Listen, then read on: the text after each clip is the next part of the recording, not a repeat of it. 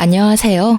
열심히 살다 보니 어느새 제 나이가 40대 중반이 되었네요. 여자의 인생은 마음부터라는 말이 있죠? 사는 것에만 열중할 때는 몰랐는데 저의 40대를 쭉 돌아보며 공감하게 되었어요. 저는 남편과 연상 연하 커플로 4살 차이가 나요. 남편의 우연한 도움이 인연으로 발전했어요. 저는 어디서 꿀리지 않을 만큼 학벌이 좋은 편이에요. 남편 역시 좋은 대학을 나왔지만 그런 그이보다 제가 더 가방끈도 길고 결혼 초까지만 해도 경제적으로도 제가 더 우위에 있었죠. 그런 저를 시모가 참 좋아해줬어요. 제가 연상이라는 것 빼곤 모든 점을 마음에 들어 해주셨거든요. 남편과 연애 당시이자 결혼 이야기가 오가기 전부터 시모는 저를 예비 며느리라고 칭하며 당시의 주변 지인들에게까지 자랑하고 다닐 정도였어요. 저도 그렇게 예쁨 받는다는 걸 몸소 느끼게 되니 참 좋더라고요. 남편과는 결혼을 전제로 연애를 시작했기에 시모의 그런 모습이 와닿았던 것 같아요. 하지만 결혼 과정이 순탄치는 않았어요. 상견례를 마치고 돌아온 날 저의 친정엄마가 시모가 마음에 들지 않는다며 크게 반대하셨거든요. 남편을 보고 그렇게나 반기던 친정엄마였기에 이해하기란 쉽지 않았어요. 결국 상견례 때 결혼식 날짜도 정하지 못한 채 파했어요. 저희는 몇 날 며칠을 친정에 찾아가 엄마를 설득시켜야 했어요. 상견례 때 시모가 모나게 행동한 적은 단 한 번도 없었음에도 반대하는 이유가 뭐냐고 물었지만 엄마는 입을 떼지 않았어요. 하지만 자식이기는 부모 없다는 말이 딱 맞는지 저와 남편의 노력 덕에 꼬박 2달 만에 친정엄마가 마음을 열어 결혼 승낙을 받게 되었어요. 그때까지만 해도 저는 친정엄마가 결혼을 반대한 이유가 딸 시집 보내는 부모 마음이 다 그런가 보다 여겼죠. 그렇게 저와 남편은 상견례 후 10개월 만에 결혼식을 올릴 수 있었어요. 그런데 예식을 올리는 날까지 친정엄마는 뭐가 그리 불안한지 제게 걱정이 가득한 얼굴을 한 채 당부했어요. 우리 딸, 이렇게 보니 곱디 곱네? 딸, 결혼에 그 집안 식구가 됐다고 해도 네 성격을 죽여가며 모든 비위를 맞출 필요는 없어. 엄마 말 무슨 뜻인지 알지? 엄마도 참, 이렇게 기쁜 날 뭐가 그리 걱정이야. 내가 어디 가서 내 생각도 말 못하는 팔푼이야? 엄마 아빠가 잘 키워주신 덕에 나 어디서든 당당하게 살았고 앞으로도 그럴 테니까 그런 걱정하지 마. 알겠죠? 그래, 우리 딸 늘 당당한 모습이 예쁜 아이지. 엄마는 딸 믿어. 숨김없이 네 모습 그대로 사랑받으며 살아. 사돈댁에도 언제나 네 의사 분명히 밝히고 또 존중받으면서 말이야. 엄마, 사랑받고 자란 아이는 사랑을 주는 방법을 알고 있대. 나 엄마 아빠한테 받은 사랑 늘 마음에 간직하고 있으니까 새로운 가족들에게 이 사랑 나누면서 행복하게 살게. 우리 딸 언제 이렇게 컸어? 그렇게 이야기해주니까 엄마 마음이 놓인다. 고마워, 딸. 저희 부부는 많은 축복을 받으며 예식을 마쳤고 그 후 우리 부부의 생활은 그저 순탄했어요. 친정엄마의 염려와는 달리 시댁과 여전히 사이도 좋았고요. 결혼 3년 후쯤 되었을 무렵 시부모님께서 이따금 손주를 보고 싶어하는 뉘앙스를 풍기셨고 정말 신기하게도 그 해가 다 지나기 전에 제가 딱 임신을 하게 되었어요. 시부모님은 제게 매번 예쁜 짓만 골라 한다며 저를 얼싸안고 좋아하셨죠. 반면 제 임신 소식을 들은 친정엄마는 만감이 교차한 듯 보였어요. 말은 축하한다고 하지만 표정이 마냥 밝지는 않았거든요. 저는 그저 당신의 딸이 한 아이의 엄마가 된다는 것에 대해 여러 감정이 들어 마음이 저릿한 것이라 여기며 넘겼어요. 언제나 걱정이 앞서는 분이라는 걸 너무도 잘 알았으니까요. 저는 임신 중에도 일을 쉬지 않았어요. 친정 부모님께선 사위가 능력이 없는 게 아니니 몸 관리에만 백방으로 신경 썼으면 한다고 하셨지만 저는 어디 아픈 것도 아닌데 일을 쉬고 집에만 있고 싶지는 않더라고요. 그렇게 출산 예정일이 2달 앞으로 바짝 다가온 후에야 저는 출산 준비를 위해 육아휴직을 썼어요. 그런데 제가 일을 쉬기 시작한 날을 기점으로 저를 대하는 시모의 태도가 묘하게 바뀌었어요. 하지만 눈에 띄지 않았고 제가 출산을 앞두고 있어 예민해져서 그렇게 느끼는 거라고만 생각했어요. 하지만 곧 제가 예민한 게 아니었다는 걸 알게 되는 일이 생겼죠. 그날은 친정엄마와 아기용품을 사러 함께 가기로 약속했던 날이었어요. 만나기로 한 약속 시간이 2시간 남짓 남았을 때 연락도 없이 우리 집에 시모가 찾아온 거예요. 시모가 아기용품을 사러 간다는 걸 남편에게 들었는지 함께 가서 유모차를 사주려고 한다고 하시더라고요. 결국 저는 친정엄마와의 약속을 무르고 시모와 함께 아기용품점에 가게 되었어요. 너무 아기자기하고 예뻐서 뭐 하나 쉬 고르기가 어려웠어요. 거기다 이전에는 몰랐는데 예비맘의 입장에서 보니 뭐 하나 필요하지 않은 게 없는 것 같고 내 아이에게 뭐든 해주고 싶고 그런 마음이 마구 샘솟았죠. 깊은 고민 끝에 가격이 조금 더 나가지만 미리 봐뒀던 젖병 6개를 장바구니에 담았어요. 그런데 제 옆에 있던 시모가 혼잣말을 하는 거예요. 이제 한동안 회사에서 돈도 삭감해서 준다면서 비싼 것도 고르네. 젖병이 뭐 그리 큰 차이라고 어차피 모유 수유할 텐데. 네? 어머님, 지금 뭐라고 말씀하셨어요?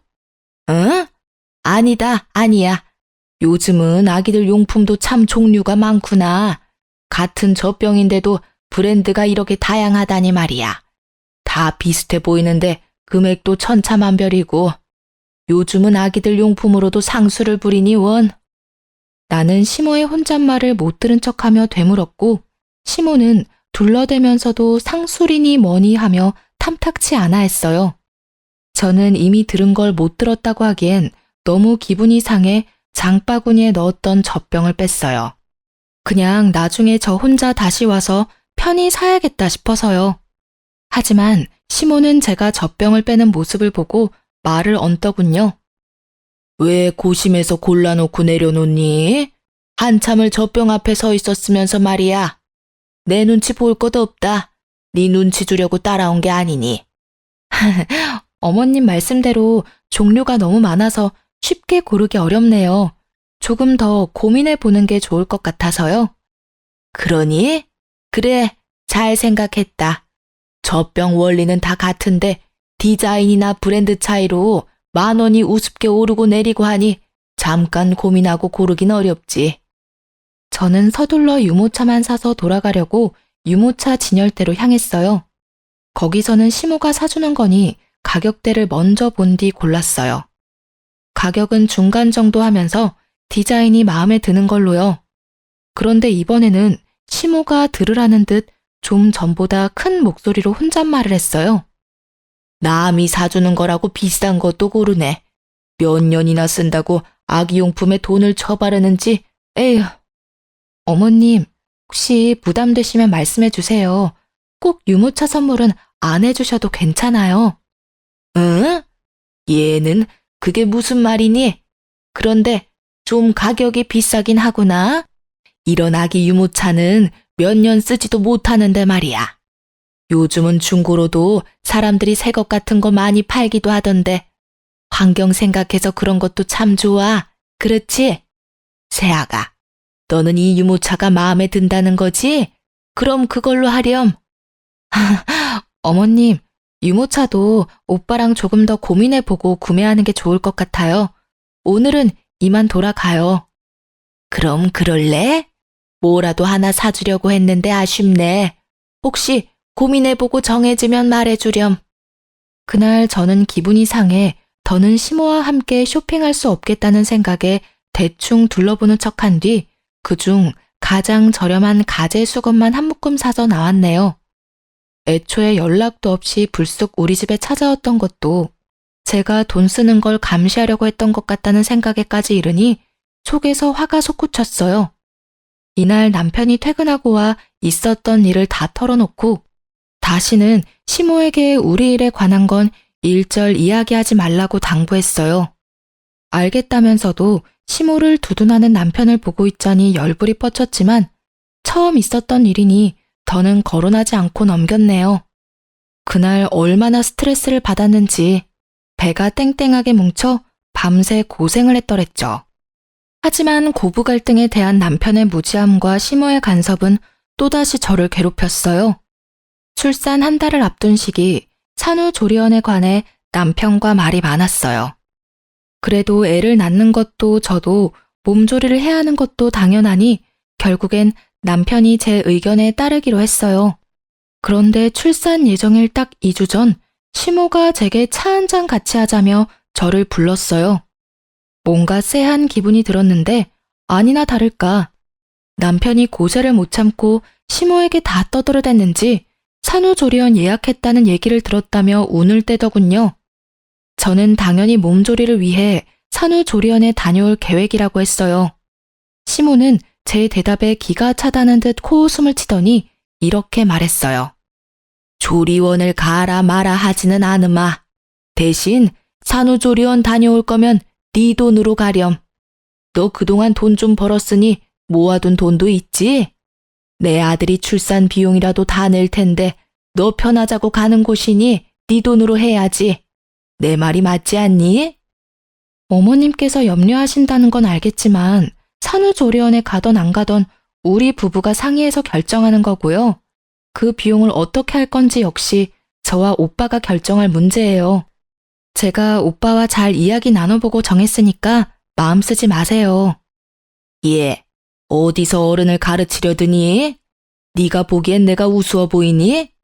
너희 집 가장이 내 아들이야. 그러니 내가 나서는 수밖에 없지. 내 아들 돈을 네가 막 쓰도록 둘 수는 없는 거잖니. 내가 산후조리원을 돈 때문에 가지 말라는 것도 아니고 네 돈으로 다녀오라는데 뭐가 문제야? 어머님 말씀대로 남편은 성인이고 한 가정의 가장이에요. 그러니 어린애 기르듯 저희 부부 문제를 간섭하실 수는 없는 거 아닌가요? 남편이 조금 더 어리다고 제가 마음대로 주무르며 함부로 대하지 않아요. 그러니까 한 발 물러서서 저희 부부를 지켜봐 주시면 좋겠어요. 좀 배웠다고 따박따박 말 대꾸 하는 것 봐. 간섭이라고 했니? 내 아들이 잘 살길 바라는 마음으로 이야기하는 걸 뭐? 간섭? 여자는 애 낳는 순간 시댁이고 남편에게 의리야. 알겠니? 2번 말 안 하마. 내가 말하는 대로 해. 그리고 꼭 출산은 자연분만으로 해야 한다. 제왕절개는 돈도 많이 들고 병원에도 오래 있어야 한다는데 네가 그렇게 쉬고 있을 동안 고생하는 내 아들은 누가 챙기니? 일하는 내 아들 챙겨줄 사람이 없다는 건 말도 안 되지. 어머님, 고리적 개념은 좀 버리세요. 어디 가서 그런 말씀하시면 좋은 대우 못 받으세요. 그리고 돈으로 사람을 이렇게 대하시는 건 아니죠. 제가 육아휴직 중이라고 무시하고 싶으신가 본데 저 어머님께서 무시한다고 무시당할 만큼 돈 한 푼 없지 않거든요.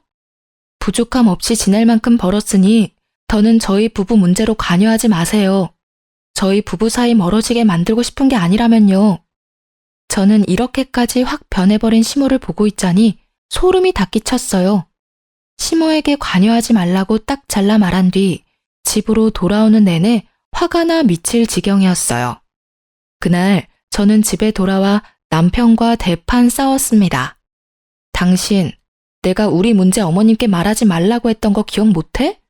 내가 왜 당신이 한 가벼운 처신으로 이렇게 피해를 봐야 해? 네 부모면 나한테 그렇게 함부로 감나라 배나라 하면서 참견해도 되냐고. 내 처신이 뭐? 엄마가 당신 걱정을 좀 하길래 덜어드리려다 보니 말이 나왔을 뿐인데 도대체 왜 미친 사람 마냥 난리야? 걱정? 웃기지도 않네. 나를 걱정하는 사람이 출산 방법까지 이래라 저래라 하면서 정해줘? 그리고 내가 왜 당신네 집안의 을이라는 말을 해? 그게 걱정하는 사람 태도니? 어? 당신네 엄마가 나를 기만하는 건 이번이 끝이야. 또 이런 일이 반복되면 그땐 결혼이고 뭐고 다 끝이라고. 당신이 얼마나 우리 엄마한테 기어올랐으면 엄마가 당신한테 그런 말까지 하겠어? 나한테 이렇게 성내기 전에 당신이 엄마한테 보인 태도에 대해서나 생각해봐. 당신은 지금 우리 엄마 나쁜 사람 만드는 것에 급급한 사람으로밖에 안 보여.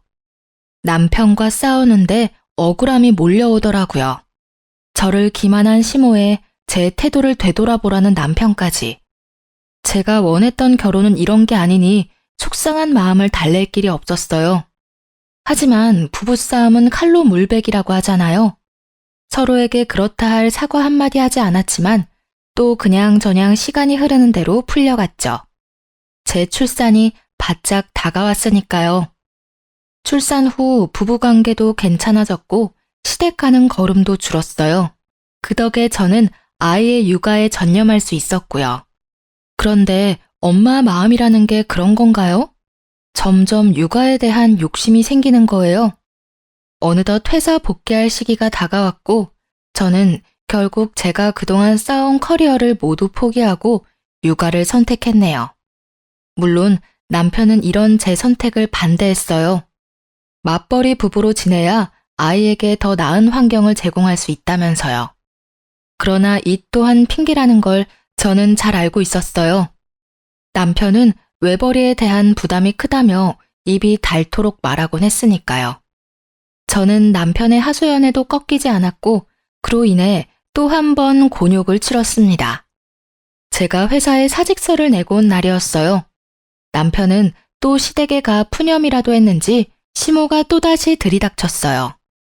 너 회사에 사직서 내고 왔다면서? 이것은 모조리 아니야? 내 아들을 말려 죽일 작정이니? 요즘 시대에 외벌이가 웬 말이야? 사직서 처리하기 전에 당장 가서 무르고 와, 어서. 제가 하다하다 회사 그만두는 것까지 어머님 허락을 받아야 하나요? 저희 부부가 맞벌이로 일하면 어머님께서 애는 돌봐주실 건가요? 우리 애를 직접 돌봐줄 생각이 있으셔서 이렇게 대뜸 찾아와 갖다부타 하시는 거냐고요. 공부만 잘했지 상황 파악도 못하는 돌머리 아니야? 내가 일을 다니는데 어떻게 아이를 봐주니? 성질나 죽겠는데 무슨 말도 안 되는 소리야? 돌머리는 제가 아닌 것 같은데요. 어머님의 의사를 강하게 피력하시려면 그에 대한 도움을 주셔야죠. 하다못해 대안이라도 마련한 뒤에 말씀해 주셔야 맞는 거 아닌가요?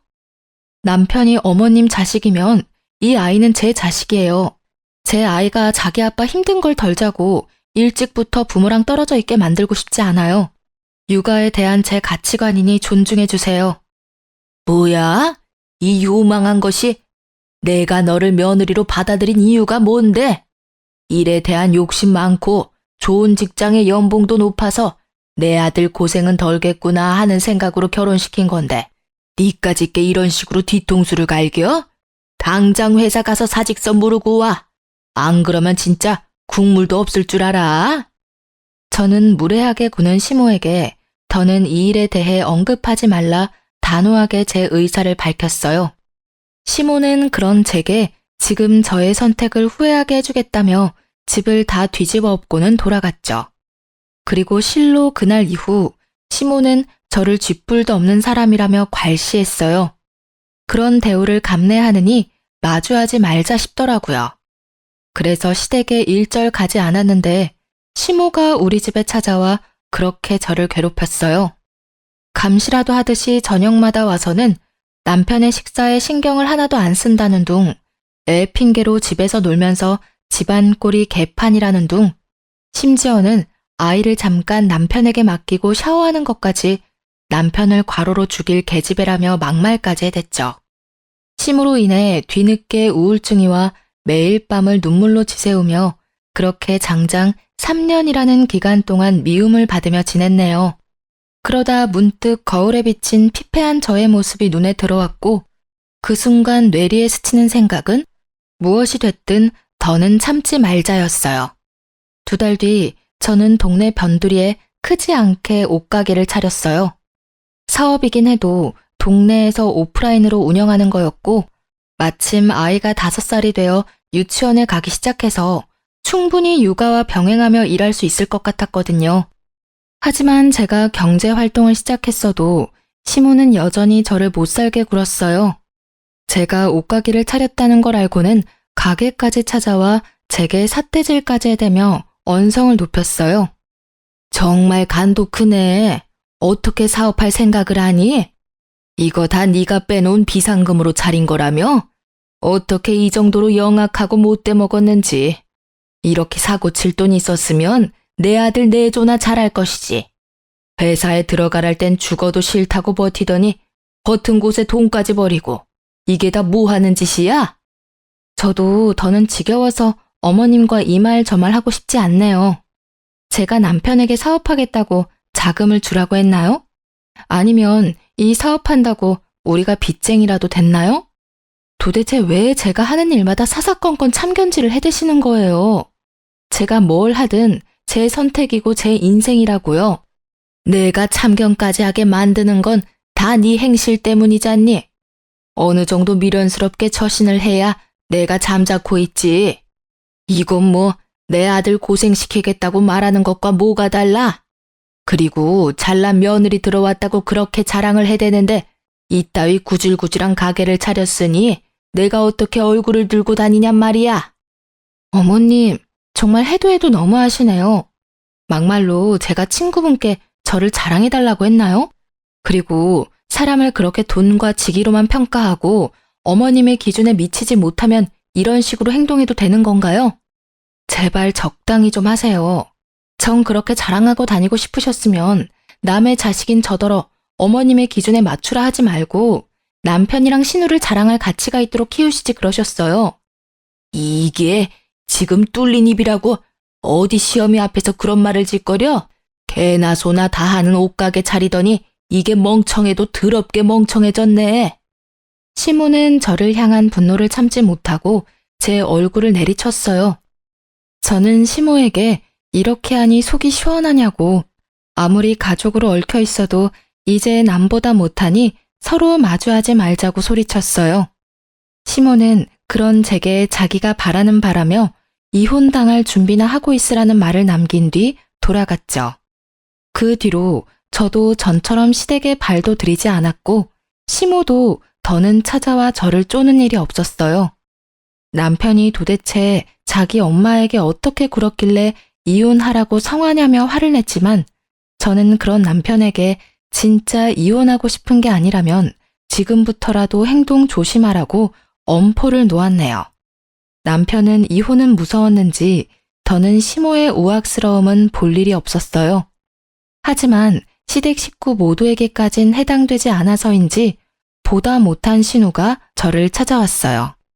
그런데 참 다행히도 신우는 제게 자기 엄마를 이해해달라며 대신 자기가 제 일을 시간 내 자주 도와주러 오겠다는 거예요. 저는 탐탁치 않아 거절했어요. 하지만 신우는 매일 찾아와 저를 도왔어요. 하지 않아도 괜찮다고 말리던 저더러 곧 아이가 하원하고 올 시간이니 조금이라도 쉬라며 남편보다도 더 저를 이해하듯 말해주었죠. 그 덕에 저는 조금씩 신우에게 마음이 열렸고 이렇게까지 신경 써주는 게 너무 고맙더라고요. 그래서 인기 있는 디자인의 옷을 몇 개 빼놨다가 신우에게 선물했어요. 금방 지쳐 할 줄 알았던 신우는 그 후로도 자주 가게에 와 아이와 놀아주기도 하고 저를 돕기도 하며 지냈어요. 그러던 어느 날 제 딸이 몸이 아파 병원에 입원하게 됐어요. 아이들의 경우 보통은 고질적인 질환이 아닌 이상 사나흘 정도면 퇴원하는데 이상하게 아이의 컨디션 회복이 더뎌 결국 열흘 동안이나 입원해 있었죠. 그러니 당연히 제 옷가게는 그 기간 동안 문을 열 수 없었고요. 그런데 아이가 입원해 있다는 소식을 들은 신우가 제게 연락이 왔어요. 옳게 소식 들었어. 가게도 못 열고 무슨 일이래 참? 지금은 괜찮고? 아, 아기가 아직 열이 안 떨어져서요. 어쩔 수 없죠. 그동안 가게도 못 열고 어떡하냐는 말이지 내 말은. 혹시 애 때문에 가게가 마음에 걸리면 내가 대신 가게 봐줄까?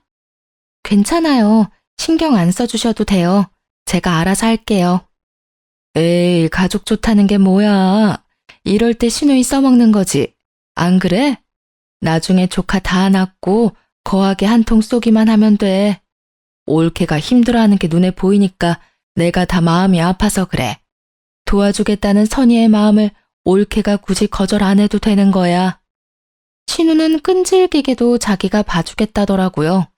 결국 계속 거절할 수 없어 며칠만 부탁한다며 맡기게 되었어요. 신우 덕에 제 걱정도 덜어 한결 마음은 편하더라고요. 그렇게 나흘쯤 지났을 때 아이가 많이 호전되어 퇴원을 하게 되었어요. 가벼운 마음으로 다시 가게로 출근하게 된 날, 저는 가게에 도착하자마자 기함했습니다. 제 가게 매대에 진열된 옷들은 온데간데 없고 처음 보는 옷들이 걸려있는 거예요. 거기다 제 가게에 마치 자기가 사장이라도 되는 듯 떡하니 자리하고 있는 신우와 시모까지. 저는 신우와 시모에게 이게 다 어떻게 된 일이냐고 소리쳤고 그런 저를 보며 비웃으며 하는 말이 아주 가관이더군요. 아가, 지난 날은 내가 미안하게 됐다. 네가 이러려고 이 가게를 다 차렸나 본데 내가 그 깊은 하늘의 뜻을 이제야 알았어. 그게 무슨 말씀이세요? 지금 제 가게에 무슨 짓을 하신 거냐고요. 제가 판매하던 옷들은 다 어디 가고 이런 거적대기 같은 옷을 걸어둔 거예요. 어머? 내 취향인데 거적대기는 말이 좀 심하다. 참 드세다고만 생각했는데 순진한 모습이 다 있었네. 내가 가게 챙기겠다는 말을 너무 고지곳대로 들었나 봐. 내가 이 나이 먹도록 놀고 있는 건 불효잖아. 그래서 올케 도우면서 일을 좀 배워뒀던 건데 눈치 못 채더라. 올케는 학벌 좋으니까 나보다 취직하기 쉬울 거잖아. 그래서 내가 앞으로는 가게 운영하려고. 당장 내 가게 원상 복구해놔. 내가 아무리 당신네들한테는 외지인이라도 이러는 건 아니지. 애 키우면서 잘 살아보려고 노력하는 사람을 속이고 등쳐먹이려는 게 인간이야? 당신네들이 인간이냐고. 올케, 말 조심해. 우리가 무슨 사기꾼들이야? 왜 그런 식으로 말을 해? 올케는 정말 위아래도 없구나. 그러니까 엄마가 그렇게까지 했지. 능력 좋던 올케는 그 능력 앞으로도 펼치면서 살아. 우리 집안 깊혀주려고 네가 들어온 건데 붕 해야지 않겠어? 네가 우리 가족이 된 이유가 네 능력인데 말이야. 알고 보니 신우가 갑자기 저를 이해한답시고 가게에 찾아와 저를 열심히 도왔던 건 전부 제 가게를 뺏을 요량이었던 거예요. 남 밑에서 일 못한다며 사업을 버렸다 말아먹은 전적이 꽤 되는 신우는 이미 단골들도 생겼고 어느 정도 매출이 유지되는 제 가게를 노린 거죠. 시모나 신우 둘 다 자금이 없으니 다시 시작할 엄두가 나지 않으니 손 안 대고 코풀 작정으로 제가 가게에 없는 틈을 타 일을 벌인 거였어요. 그 속내를 알게 되니 들끓는 화를 도저히 참을 수가 없었어요. 저는 시모와 신우를 제 가게에서 끌어내고 곧장 문을 걸어 잠궜습니다. 밖에서 문을 열라며 두드리고 소리치고 난동도 모자라 가게 문을 박살내겠다며 큰 돌까지 주워와서는 행패를 부렸어요. 저는 결국 경찰에 시모와 신우를 신고했고 시부와 남편이 경찰서에 와서야 저를 헐뜯던 시모와 신우의 태도가 멈췄네요. 저는 그동안 제가 겪은 많은 일을 모두 털어놓았고 더는 이렇게 살 수 없다고 그 자리에서 이혼 선언까지 했어요. 이혼하겠다는 제 말에 남편과 시부는 청청병력이라도 된 양 저를 말리느라 안달이 났어요. 신우는 그제야 죄책감이 든 건지 후폭풍이 무서운 건지 제 눈치를 보기 시작하더라고요. 하지만 시모는 이런 상황에도 아랑곳하지 않았어요. 아니, 콧대 높은 척을 하고 싶었는지 저를 노려보기까지 하더군요. 결국 그런 시모의 태도는 시부의 심기를 건드렸고 시부는 시모에게 고래고래 소리쳤어요. 당신 어서 사과해, 당장. 어영부영 넘길 생각 추호도 하지 마. 알겠어? 어떻게 부모가 자식 가정을 깨는 만행을 저질러? 며느리가 기분이 풀릴 때까지 무릎이라도 꿇고 싹싹 빌란 말이야. 당신 아들이랑 며느리가 이혼하는 순간 당신도 이혼당할 줄 알아. 내가 뭘 어쨌다고 저 되바라진 것한테 사과를 해? 지 좋은 능력 펼치고 우리 딸한테 가게 일은 넘기라는 게 뭐가 잘못이야? 사과는 내가 하는 게 아니라 받아 마땅하지. 네, 어머님 저한테 사과하실 필요 없어요. 아버님, 저 마음에도 없는 사과는 받고 싶지 않고요. 이제와 사과한들 뭐가 달라지나요? 저요, 이제 지긋지긋해서 싫어요. 저 합의할 생각도 없으니 제게 사과든 애원이든 아무것도 할 생각 마세요. 저는 합의는 없다는 말을 마지막으로 남긴 뒤 경찰서를 나왔어요. 그런데 자기 가족 일이라고 제 가게까지 따라온 남편이 제 속을 또 긁어댔죠. 당신 정말 나랑 이혼이라도 할 생각이야? 아니, 우리 엄마랑 누나 지금 유치장에 있어. 정말 합의 안 할 생각은 아니지? 가족끼리 다툴 수도 있는 거지. 왜 이렇게까지 못되게 굴어? 어차피 앞으로도 얼굴 보고 지내야 하는데 괜히 더 사이 틀어지지 말고 잘 풀어야 할 거 아니야. 똑같은 말 몇 번씩 하게 만들지 마. 너한테나 가족이지 이제 나한테는 아니거든? 아니, 이전부터 니네 엄마는 날 가족으로 여긴 적이 없어. 네 엄마 기세어주는 도구 정도에 지나지 않았다고 난.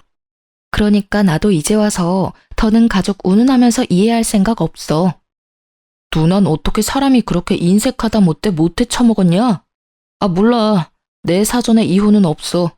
절대 이혼은 안 해줄 거니까 그런 줄 알아? 애를 생각하는 엄마면 그렇게 무책임하게 말하면 안 되지. 그러고도 누나가 엄마라고 말할 수 있냐? 어? 공부 잘하는 거랑 인성이랑은 별개라더니 딱 누나를 두고 하는 말이네. 야, 무책임? 너 지금 무책임이라고 했어? 너도 알았잖아. 네 엄마가 나 자기 멋대로 주무르려고 했다는 거. 엄마라면 이혼을 입에 담으면 안 돼? 무책임한 건 내가 아니라 너야, 너. 인성 멋 같은 건 내가 아니라 너랑 네 엄마라고 이 무례배 집안인가나. 그러니까 불난 집에 부채질 그만하고 네 가족이 싼 똥이나 네가 치워. 내 매장 옷 다시 찾아오지 않으면 바로 이혼 소장 접수할 테니까 오늘 안에 무조건 찾아서 가게에 가져다 놔. 알겠냐? 남편은 자꾸 이혼을 들먹이면서 자기를 화나게 한다며 매대에 걸려있던 옷을 창고 쪽으로 집어 던졌어요. 그런데 저도 그땐 제정신은 아니었거든요. 남편에게 미친 것 위에 더 미친 것이 있다는 걸 보여주기 위해 저는 남편을 향해 옷가지들을 집어던지며 정신 나간 사람처럼 굴었죠. 그런데 하필이면 이런 모습들을 친정엄마가 다 보고 말았어요. 친정엄마를 보자마자 왜 그리 어린애처럼 눈물이 쏟아지던지. 한참을 울고 난 후에야 친정엄마에게 자초지종을 설명했어요. 그러니 엄마는 시모가 겉과 속이 다를 거라는 건 알았지만 이 정도로 못되게 굴 줄은 몰랐다며 불같이 화를 냈어요. 당장이라도 시모를 가만두지 않겠다며 열을 내는 걸 제가 직접 해결하겠다고 설득해 간신히 진정시킬 수 있었어요. 그러자 친정엄마의 차가운 시선은 남편을 향했고 남편은 도망이라도 치듯 가게를 나갔어요. 한참을 친정엄마의 도움으로 가게를 정리하고 있는데 남편이 제가 가게에서 판매하던 옷을 찾아왔더라고요.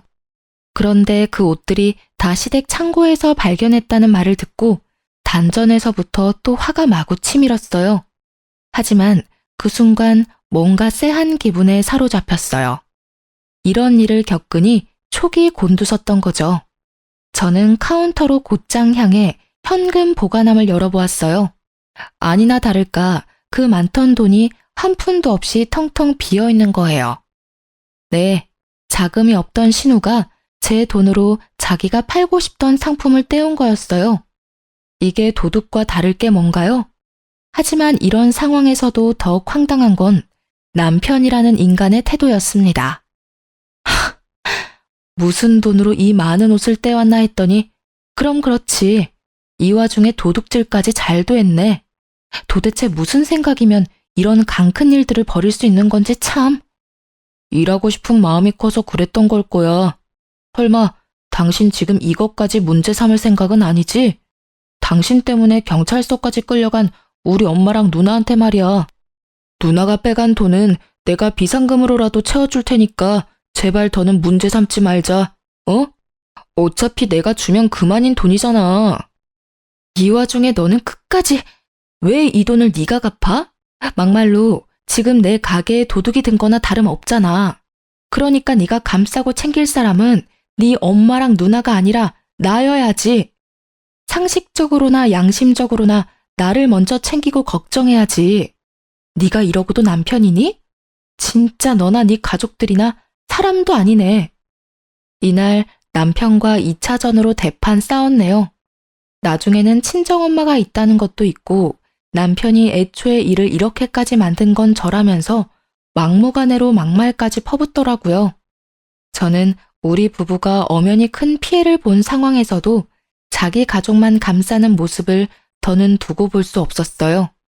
거기다 저희 엄마 앞에서까지 저를 함부로 대하는 건 더더욱 용납할 수 없어 다음날 바로 이혼 소장을 접수했습니다. 남편이 집에 못 들어오도록 도어락 암호도 바꿔버렸고요. 집에 들어오겠다며 문 앞에서 깽판을 치던 남편은 이웃의 신고로 그 뒤로는 시댁으로 넘어갔어요. 그런데 며칠 뒤 시부가 제게 연락을 해왔어요. 신우와 시모가 잘못을 뉘우치고 반성하고 있다고요. 네, 물론 믿지는 않았지만 제게 진심으로 사과를 하고 싶어 한다며 딱 한 번만 만나달라고 하는 거예요. 저는 고민하다 여차하면 증거물로 제출하자 하는 마음으로 신우가 제 가게에서 했던 짓이 모두 담긴 영상 증거물을 챙겨갔어요. 역시나 이렇게 단번에 변할 시모가 아니죠. 사과는커녕 고개까지 쳐들고 저를 내려보더라고요. 다 시부를 속인 시모의 농간이었던 거였어요. 물론 신우는 유치장까지 들어가 보니 덜컥 겁이라도 났는지 저를 보자마자 잘못했다며 다시는 그러지 않겠다고 빌더라고요. 하지만 시모는 절대 볼품없는 제게 조아리는 건 못한다며 제가 다 자기를 엉망으로 만들었다며 분노에 차서 제 얼굴에 침까지 뱉었어요. 저는 더 봐줄 것도 없다고 판단되어 바로 증거물을 제출했어요. 합의되지 않았다는 소식을 다시 들은 시부는 제 가게까지 찾아왔고 시모를 대신해 제게 애원하기 시작했어요. 아가, 내가 이렇게 사과하마. 내가 가장으로서 처신을 못한 탓이야. 내 아내와 딸이 다시는 내게 못나게 굴지 않도록 나서서 단속하마. 그러니 제발 마지막으로 한 번만 너그러이 봐주면 안 되겠니? 아버님, 죄송하지만 저는 마음 굳혔어요. 아버님 연락받고 기대하지 않았지만 혹시나 하는 마음으로 형님과 어머님을 만났고 여전히 어머님께서는 저를 미워하고 계셨어요. 제가 다 엉망으로 만들었다며 침까지 뱉으셨고요. 아버님께서 가족을 지키기 위해 제게 이러시는 것처럼 저도 이게 저를 지키는 방법이라고 말씀드리고 싶네요. 네 마음을 모르지 않아. 얼마나 힘들었을지도 안다. 네가 이러는 게 지나치다고 생각하지도 않고 말이야. 하지만 나도 달리 어찌할 방법이 없더구나. 시부가 미안하다는 말을 남긴 뒤 돌아간 날 저녁, 이번엔 가게로 남편이 찾아왔어요. 그런데 이 인간 끝까지 뭐가 잘못된 줄 모르더군요. 내가 이혼은 안 된다고 했지만 그냥 합의 이혼해줄게. 그러니까 이제 우리 엄마랑 누나 그만 괴롭히고 가서 합의하고 끝내.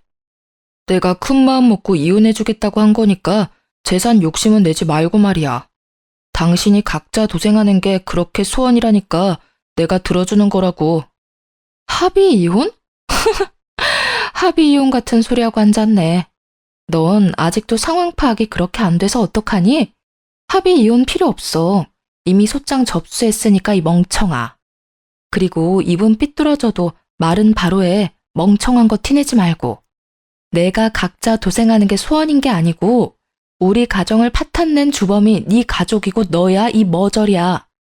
야, 너는 끝까지 내가 좋게 풀어줄래도 그렇게 나와야 되겠냐? 네가 바라고 바라는 이혼 내가 해주겠다고 하잖아.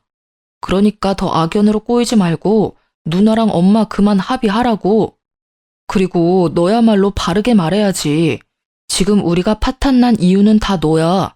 너 때문이라고. 남편은 버럭해서 소리를 지르고는 저를 벌레 보듯 하고는 돌아갔어요. 참 침만 안 뱉었다 뿐이지 눈빛은 시모와 꼭 닮았더라고요. 그 뒤로는 한참 동안 시댁 식구를 마주할 일이 없었어요. 남편도 어떻게든 자기가 저를 이겨먹겠다고 이를 갈고 법조인을 알아보고 다닌 듯 했어요. 정말 힘든 시간이었지만 또 얼마 만에 느끼는 잔잔한 일상인지 몰라요. 하지만 한 번씩 술에 진탕 취해 한밤중에 집 문을 두드리는 남편 때문에 아이가 겁을 먹는 날이 들었어요. 그래서 나중에는 아예 그 집을 비우고 친정으로 들어가 지냈죠. 그때부터 아이도 저도 하루가 다르게 안정을 찾아갔어요. 그렇게 시간이 흘러 시모와 신우의 첫 재판을 앞둔 날 두려움이라는 감정이 새삼 대단하다 느꼈던 게 한참 후에 마주하게 된 시모는 상당히 수척한 모습이었어요. 시간이 흐를수록 위기의식을 느꼈던 건지 죽어도 못한다던 사과를 제 발로 저를 찾아와 머리까지 조아려가며 싹싹 빌더라고요. 예, 이제 내 아들과도 남남이 될 텐데 헤어짐일수록 좋은 기억이 남아야 하지 않겠니? 이제 그만하면 됐잖니? 제발 선처 좀 해주렴. 내가 이렇게 비마. 우리 좀 살려줘. 헤어질 일밖에 안 남았는데 왜 굳이 기억을 남기겠어요? 이제 와서 이러는 거 너무 없어 보이지 않나요? 어머님의 그 잘난 자존심 끝까지 지키세요. 가짜는 희망 갖지 마시고요. 사면 초가인 상황이 겁난 후에야 제게 사과하려는 시모의 태도가 더욱 기분이 나빠 거들떠보지도 않았어요. 시모는 제 바지가랑이까지 붙잡으며 눈물로 호소하고 매달렸어요. 하지만 저는 끝까지 일관된 표정과 말투로 시모의 사과를 거절했습니다. 그러고 얼마 뒤 신우도 제게 찾아왔어요. 참 웃긴 게 위기의 순간에는 가족도 뭣도 없는가 봐요. 신우는 제게 울며 불며 자기만이라도 살려달라고 울어댔어요. 옳게, 우리 그 일 있기 전에는 악감정 없었잖아. 내가 일도 도우면서 우리 잘 지냈잖아. 나한테 고맙다면서. 제발 나라도 살려줘. 응? 나 정말 무서워서 잠도 안 온단 말이야. 그 가게 내 가게로 꾸리라는 것도 사실 엄마가 다 시킨 일이야. 내 잘못이 아니라고. 나 정말 억울해. 억울하고 무서워 미치겠어. 형님, 아니, 다 끝난 마당에 동갑이니까 친구로서 말 좀 할게. 너는 그동안 편하게만 살아봤지? 그러니까 이참에 인생 공부한다 여겨. 억울하다고? 네 엄마가 시켰다면 시킨 대로 한 게 잘못이지. 그 나이 먹도록 옳고 그른 판단도 못해?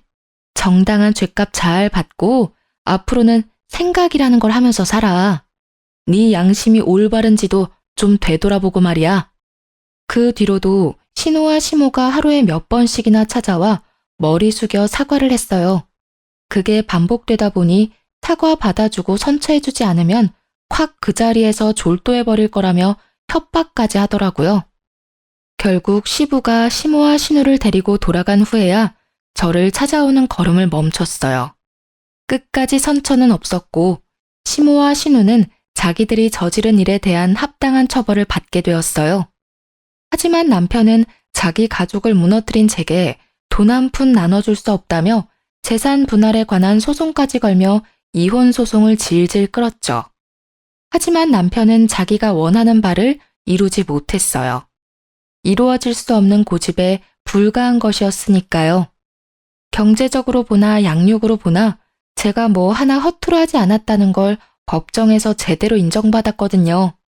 결국 저는 이혼 소송도 승소했고 재산 분할 소송에서도 쾌거를 이루었답니다. 저를 향한 시모의 원망이 나중에는 시부에게 향했다고 해요. 결국 시부도 시모를 향한 충격으로 이혼을 결심했다더라고요. 전 남편은 이전 시부모님의 이혼 소식을 들고 와서는 자기 집안까지 파탄나게 생겼다며 제발 도와달라, 시부의 선택을 말려달라 부탁했어요. 하지만 이미 남남이고 그건 제 권한이 없는 거니 당연히 거절했죠. 그러자 전 남편은 끝까지 못나게 굴어댔어요. 복수심에 저와 제 가게에 대한 나쁜 소문을 퍼뜨려 구설수에 오르게 했거든요.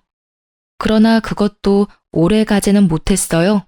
왜냐하면 친정엄마가 그 소문을 듣고는 전 남편에게 찾아가 명예훼손으로 고소한다며 노발대발했거든요. 너희 엄마랑 누나도 모자라 너도 콩밥 좀 먹고 싶어 환장했냐면서요. 소인배지만 겁은 엄청난 남편은 자신의 엄마와 누나의 최후를 봐서인지 다신 그런 짓 하지 않겠다며 순순히 각서까지 쓰더라고요. 작년까진 그 망할 시댁의 소식이 제 귀에 간간히 들려왔어요. 그리고 소식이 끊길 무렵 전 시부가 제게 찾아와 온 진심 다해 사죄한 적이 있었어요. 그런 시부 덕에 이제는 그들의 미움이 많이 사그라들었네요. 그리고 지금은 너무 바빠 이전의 악연을 떠올리며 미워할 새도 없고요. 전 남편이 퍼뜨린 소문으로 매출이 조금 주춤했지만 2년이 지난 지금은 눈코 뜰 새 없이 바쁜 나날을 보내는 중이거든요. 온라인으로 사업을 확장한 게 잘 된 덕에 가게도 다시 활기를 찾아 활발히 운영되고 있답니다. 시내에 2호점을 최근에 오픈해 제 동생도 저를 도와 운영에 뛰어들 정도로 확장도 되었어요. 결혼이 인생의 이막의 시작인 줄 알았는데 이제 와 보니 제 인생은 결혼이 아닌 이혼이 인생의 이막 시작인 느낌이 드네요. 새로운 시작이라는 마음으로 나만의 인생 커리어를 탄탄하게 쌓아가는 게 앞으로의 제 목표이고 바람이 되었어요. 그리고 마지막으로 저의 선택을 염려해주고 저의 새로운 시작을 묵묵히 지켜봐 주신 저의 보배이자 스승인 엄마를 닮아 제 아이에게도 그런 엄마가 되고 싶네요. 제 사연을 들어주신 많은 분께 감사드립니다. 좋은 하루 되세요.